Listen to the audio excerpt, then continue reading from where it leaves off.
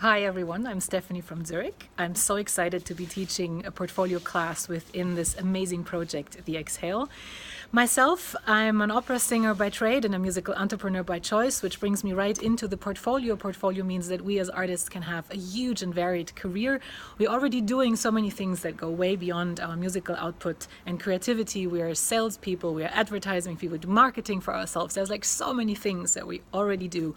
And then if you throw all your resources and your ideas and your creativity projects out on the table and arrange them anew, there's a lot of really exciting projects that can come to life, especially in a time like this where we all have more time at our hands. Maybe that's the right time for you to do that project that you already wanted to do for such a long time, and now you can get started.